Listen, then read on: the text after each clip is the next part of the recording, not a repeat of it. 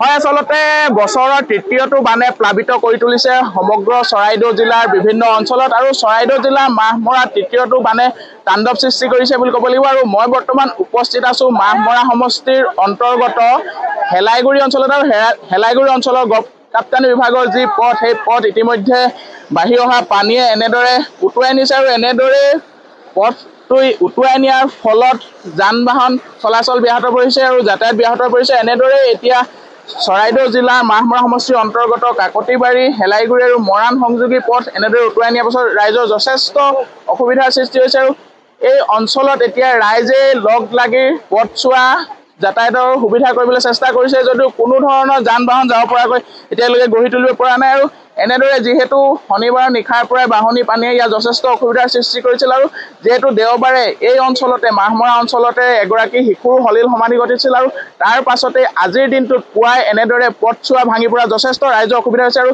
অতিথ camera সাংবাদিকে দৃশ্য দেখাব এনেদৰে এতিয়া চৰাইদেউ জিলা মাহমৰা সমষ্টিৰ হেলাইগুৰি অঞ্চল বাঢ়ি অহা পানীয়ে প্লাবিত কৰি তুলিছে আৰু সমগ্ৰ অঞ্চলত দেখিছে যে আপোনালোকে ৰাজপথৰ ওপৰেৰে এনেদৰে বানপানী উঠি অহাৰ ফলত ৰাইজৰ যথেষ্ট অসুবিধা হৈছে। আৰু এই যি পথছোৱা চৰাইদেউ জিলাৰ মাহমৰাৰ কাকতিবাৰী হেলাইগুৰি আৰু মৰাণ সংযোগী এই পথছোৱা যথেষ্ট অসুবিধা হোৱা দেখা গৈছে আৰু বাঢ়ি অহা পানীয়ে এনেদৰে এতিয়া সমগ্ৰ অঞ্চলটো প্লাবিত কৰি তুলিছে। আৰু এটা দুখৰ কথা বুলি ক'ব লাগিব যে দেওবাৰৰ দিনটোতে এই অঞ্চলতে মাহমৰা সমষ্টিৰ অন্তৰ্গত দাধৰা অঞ্চলতে এটি শিশুৰ সলিল সমাধি ঘটিছিল আৰু তাৰ পাছতে আজিৰ দিনটো যিহেতু এই পথছোৱা গড়কাপ্তানি বিভাগৰ এই পথছোৱা ছিঙি পৰাৰ ফলত ৰাইজৰ যথেষ্ট অসুবিধা হৈছে আৰু স্থানীয় লোক আছে আমি স্থানীয় লোকৰ ওচৰলৈ যাবলৈ চেষ্টা কৰিম। আমি আপোনাৰ ওচৰলৈ পোনে পোনে যাবলৈ চেষ্টা কৰিম যিহেতু এই পথছোৱা ছিঙি পৰিছে বানপানীয়ে ৰুদ্ৰ ৰূপ ধাৰণ কৰিছে। কি ক'ব বিচাৰিব কেনেকুৱা ধৰণৰ অসুবিধা হৈছে? আপোনালোকৰ যে এতিয়া মই ক'বলৈ পাই খুব ভাল সুখী হৈছোঁ।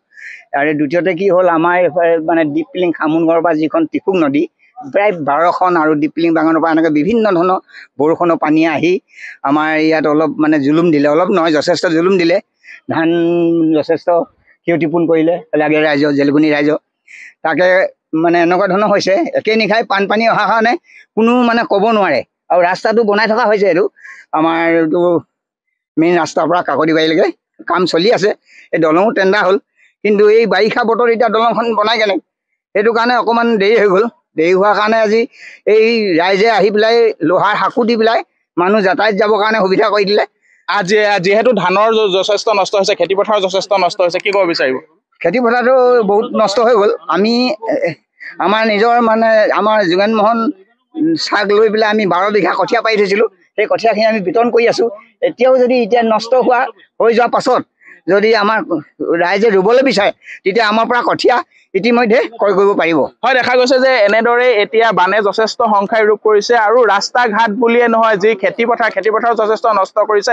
অতিথ কেমেৰা সাংবাদিকে দৃশ্য দেখাব এনেদৰে এতিয়া সমগ্ৰ পথাৰসমূহ বানৰ পানীয়ে প্লাবিত কৰি তুলিছে। আন এজন আৰু এনেদৰে দেখা গৈছে যে এই দৃশ্যসমূহ ইয়াত বৰ্তমান ৰাস্তা ঘাটসমূহ যিহেতু প্লাবিত হৈ পৰাৰ ফলত বানে নষ্ট কৰাৰ ফলত যথেষ্ট অসুবিধাৰ সৃষ্টি হৈছে, যান বাহন ব্যাহত হৈ পৰিছে। আৰু তেওঁলোকে উল্লেখ কৰিছে যে ইয়াৰ এই অঞ্চলৰ প্ৰায় মাহমৰা সমষ্টিৰ প্ৰায় 12খন গাঁৱৰ খেতিপথাৰ নষ্ট কৰিছে বানে আৰু লোক আছে আমি তেওঁলোকৰ ওচৰলৈ পোনে পোনে যাবলৈ চেষ্টা কৰিম কেনেকুৱা ধৰণৰ কি অসুবিধাৰ সৃষ্টি হৈছে এই অঞ্চলটোত। মই আপোনাৰ ওচৰলৈ যাবলৈ চেষ্টা কৰিম যিহেতু আপোনালোকৰ এই অঞ্চলত পৰহি দিনাৰ পৰা বানপানীয়ে তাণ্ডৱ ৰূপ ধাৰণ কৰিছে। আজি ৰাস্তাটো ভাগি পৰিছে, কেনেকুৱা ধৰণৰ অসুবিধা হৈছে? বিশেষকৈ এই পথটোৰে সোণাৰীলৈ মৰাণ চাইডৰ পৰা ধৰক ৰিজাৰ্ভৰ 35খন গাঁৱৰ মানুহ অহা যোৱা কৰে। মানুহখিনি অহা যোৱা বহুতেই অসুবিধা হৈছে, বিশেষকৈ স্কুলৰ ল'ৰা ছোৱালীৰ কাৰণে বেছি অসুবিধা হৈছে। হয় জিলা প্ৰশাসনৰ পৰা আপোনালোকে কেনেকুৱা ধৰণৰ সুবিধা পাইছে, কিবা সুবিধা পাইছেনে বৰ্তমানলৈকে? বৰ্তমানলৈকে একো সুবিধা পোৱা নাই আমি জিলা প্ৰশাসনৰ পৰা। আৰু এইটো অঞ্চলতে দেখা গৈছে যে কালিৰ দিনটোত এগৰাকী শিশুৰো সলিল সমাধি ঘটিছিলে। হয় ঘটিছিল আমাৰ ঘৰৰ পৰা বেক চাইড বৰষুণৰ পানীয়ে সলিল সমাধি।